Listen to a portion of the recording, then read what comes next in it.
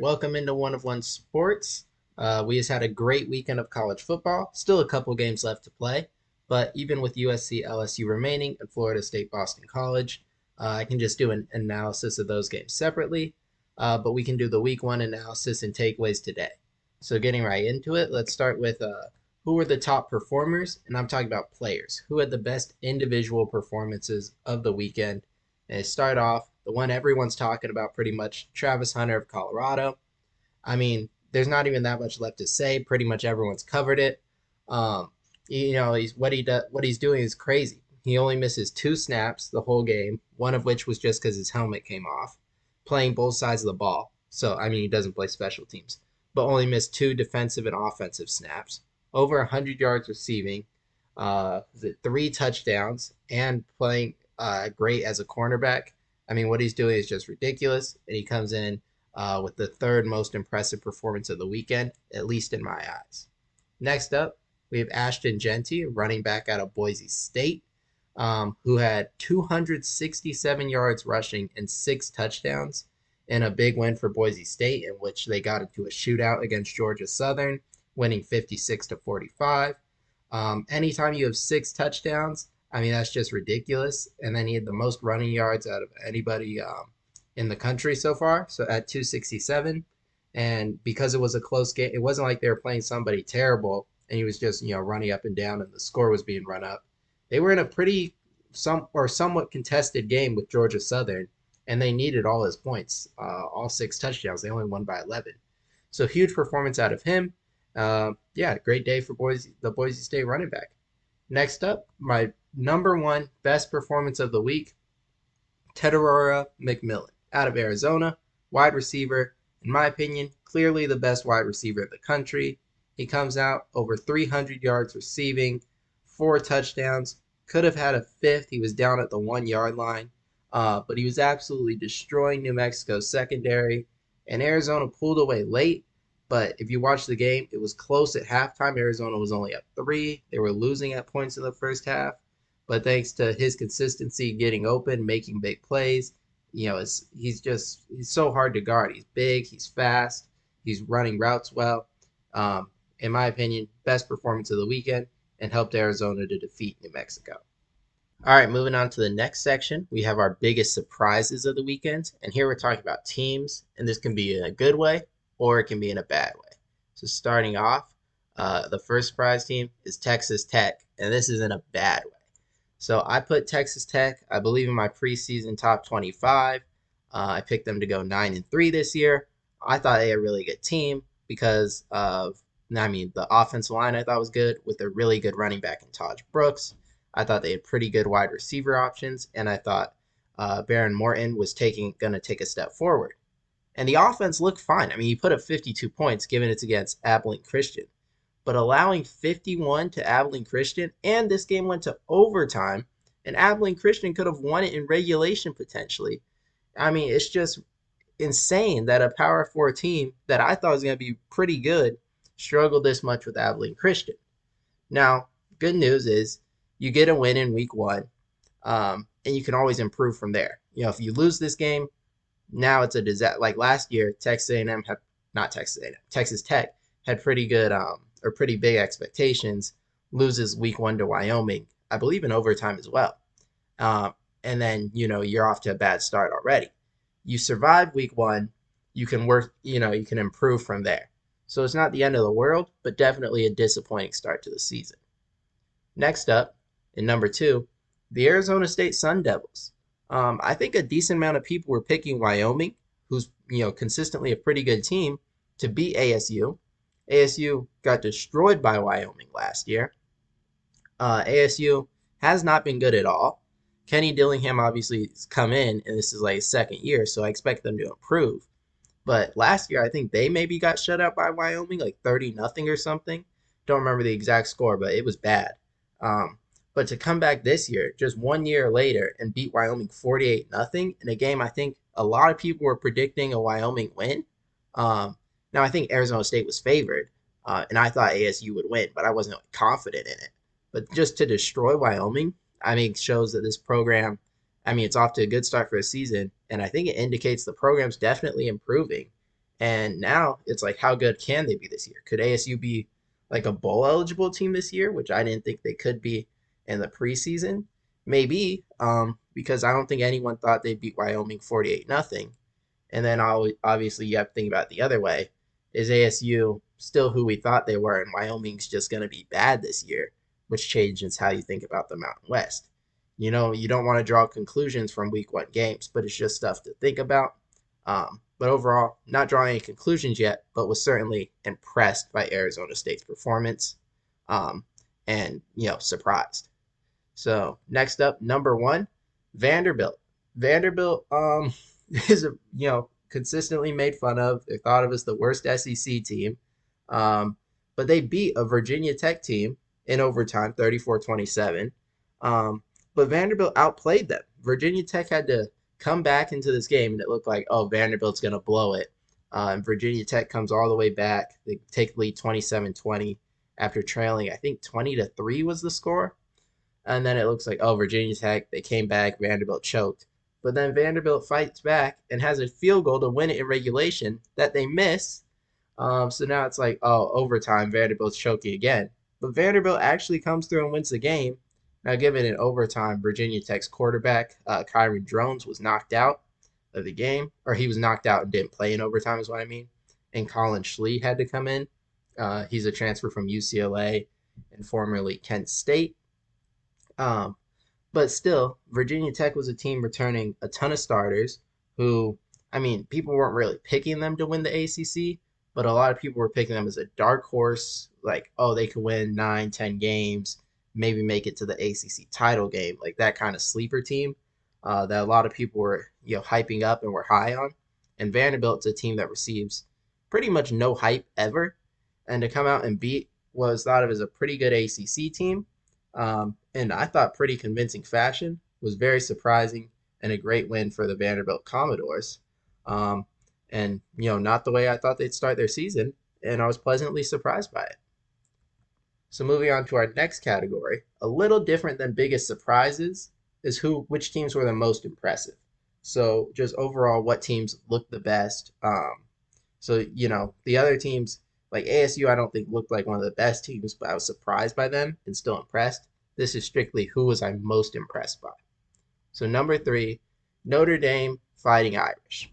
Now it's not like Notre Dame destroyed Texas A&M or looked incredible, but this is a game I thought Notre Dame would lose. I didn't think their offensive line would be good enough to handle Texas A&M's defensive line, and in the beginning they weren't.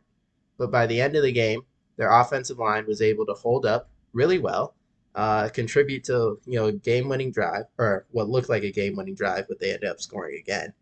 Um, and they kind of just grew up, in front of me on the TV screen, and you could see progression throughout the game.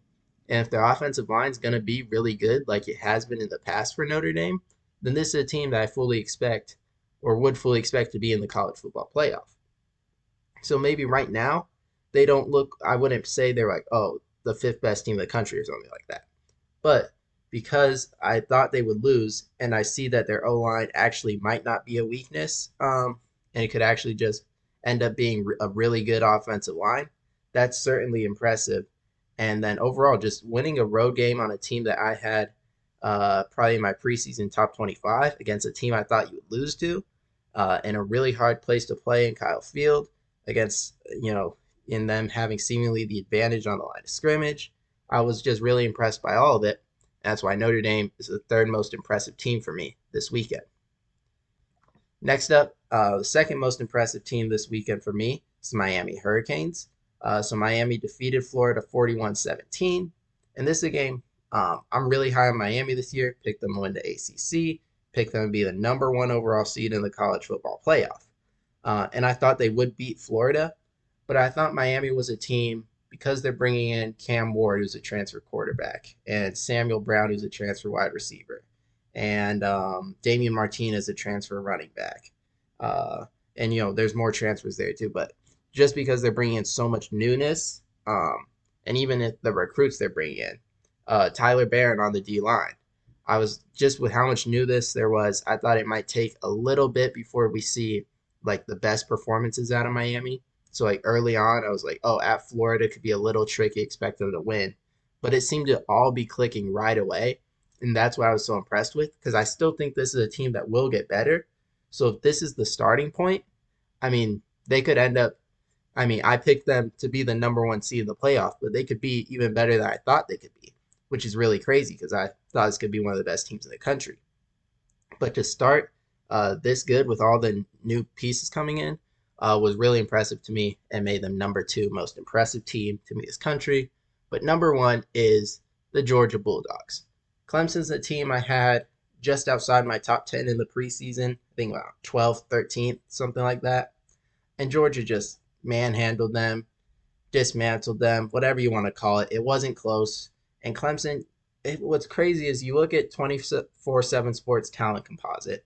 Clemson's fifth most talented roster in the country. And this is with transfers. So this isn't, oh, Clemson's fifth, but they don't bring in any transfers. This includes with other teams bringing in transfers. Clemson's still the most fifth is still the fifth most talented roster.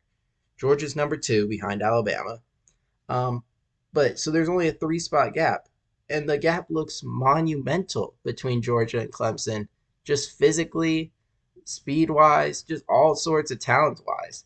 And Clemson, I mean, their defense is really good, and I think like it held up in the first half, but over time, with their offense not doing anything, they kind of the dam finally broke for Clemson's defense, and the flood comes through, and Georgia's just putting up all the points. Um, but to do this against a team that I still think could definitely make the college football playoff, and I still think it's a top 25 team, is just so impressive, especially how good Georgia's been to still lose all that they do and replace it. The defense looks just as good as ever. Um, Now, again, don't want to draw conclusions. You don't know. Maybe Clemson's offense hasn't taken any steps forward or isn't very good, and Georgia's defense just hasn't been tested yet. That could be the case. But just based off week one, their defense looks still very good. D line still looks very good. They don't look shaky at all. They look just as good as ever and look like the number one team in the country that they've been the past few years. And with Nick Saban gone, he's really the only guy who's beaten them. Maybe, I mean, they look, not unbeatable because we've seen them be beaten. But to come out as good as they did is just really impressive. And I would assume they would be ranked number one on anybody's poll right now. All right, so the biggest takeaways of the weekend to wrap things up. Number three, we have that the Michigan quarterbacks might not be ready for Texas. So that is quarterbacks plural because Davis Warren did win the job, but Alex Orji played a little bit, not nearly as much as Davis Warren though. But Michigan, the offensive line, I will say, at the end of the game, when they needed to close it out, they were able to just lean on Fresno State. But that's Fresno State, not Texas. And there were struggles with the offensive line um, a little bit throughout the game. And Texas, although they lose their two best run stoppers in Murphy and Sweat, I would still think, or I would, yeah, I mean, you would think Texas still going to be a better run defense than Fresno State just with all the talent on that roster. In Texas, I know they played Colorado State, but I mean, they look great, but not too much to take away from that. Colorado State, not a great team, but plays in the same conference as Fresno State, and Texas looked much better.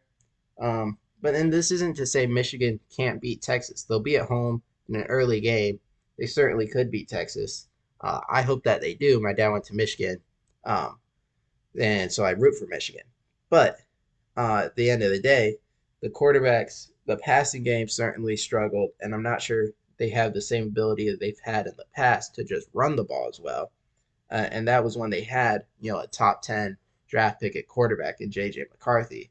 So with, I think, potentially less rushing ability at this point, I think the O-line will improve. But I'm talking about right now, and with quarterbacks who I also think will improve. But right now, not sure they're ready for Texas, who I think is really good. And it could be a home loss for Michigan, just looking at it right now. But that's one of the takeaways I had from this weekend. Number two is that the ACC looks open for Miami. So we go through the teams. Who were thought to be the best teams in the ACC outside of Miami? So I had Clemson finishing second.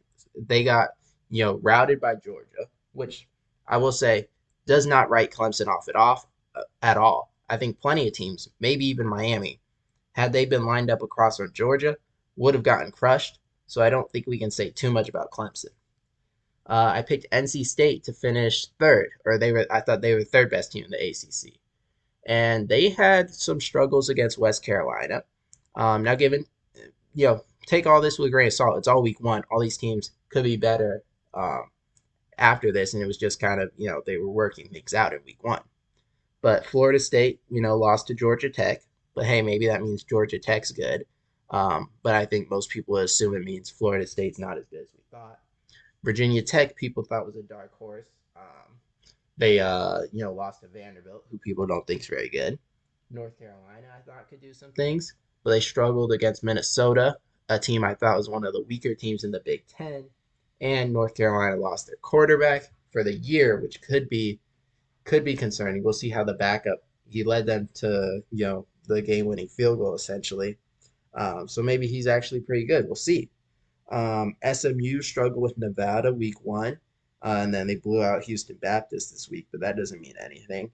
Um, so it's just most of the teams that look like, oh, the like the depth of the ACC right now at least isn't looking as good as it did in the preseason. But again, you don't want to draw conclusions, but it's just something to look at is, oh, the ACC looks like it should be Miami's this year. Now it's only 1 week. Next week, or for example, Clemson is gonna play NC State in a couple weeks. They could, blow them out, and it's like, oh no, Clemson's still really good. Or NC State, vice versa, blow out Clemson, they could be on roll. It's like, oh, NC State's gonna be up there as a contender. Florida State could bounce back. Maybe Georgia Tech's really good. So there's still, it's not like, oh, the ACC's terrible, but it's just like right now, Miami looks like they should win the ACC just off 1 week.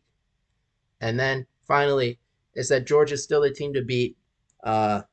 Demolish Clemson, still look like clearly the best team. And I mean, there's not much to say except Georgia continues their dominance. And right now, again, very early, but they got to be the favorite to win the national championship. Now, I still have a very tough schedule with road games at Ole Miss, who crushed Furman, at Texas, who I was talking about. They look very good. At Alabama, all look very good. But Georgia, still the team to beat in college football. We'll see if anyone can do it. But that's all I have for this weekend's game. I'll have more coverage for USC LSU later on today after that game's played. Same with Florida State Boston College on Monday. I thank you guys all for watching. If you enjoyed this, I'll have more college football content out soon during the year. Make sure to stay tuned for that. Make sure to leave a like and subscribe.